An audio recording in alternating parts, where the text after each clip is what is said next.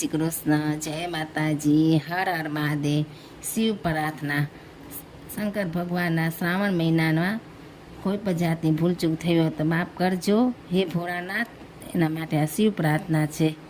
હે ભોળાનાથ, જય ભોલે ભંડારીની બાબા વિશ્વનાથની જય, ત્રિપુરારી ત્રિલોકનાથની જય, સુખના સાધન શિવશંકરની જય. હર હર મહાદેવ. ભારત વર્ષના પ્રત્યેક સ્ત્રી સ્થાનમાં, પ્રત્યેક દેવાલયમાં, પ્રત્યેક હિન્દુના હૃદયમાં તમારો જય જયકાર થઈ રહ્યો છે. બધા તમને પુકારી રહ્યા છે.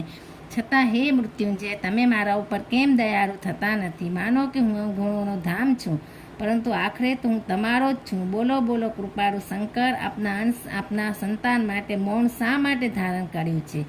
એ ખરું કે હું બહુ સ્વાર્થી, કુટિલ, પામર અને સદરૂપોથી ઘેરાયેલું છું, પરંતુ તમે તો દયામય છો. તમે સંસારના પિતા છો, હું તમારો સંતાન છું. તમે ભગવાન છો તો હું તમારો ભક્ત છું.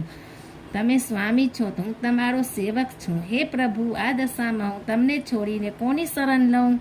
હે દીનાનાથ, આમાં પરમ દયાળુ પિતા, ભગવાન અને સ્વામીને મેળવીને પણ હું દીનહીન છું. અમારું કષ્ટ તમારાથી છૂપું નથી, કેમ કે તમે અંતર્યામી છો. આથી પ્રાર્થના કરું છું કે હવે અધિક તડપાવો નહીં. કલેશોને સહેતા સહેતા હૃદય જર્જર થઈ ગયું છે.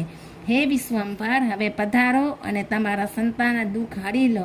તમારી અમી દ્રષ્ટિ અમારા ઉપર વરસાવો. હર હર મહાદેવ.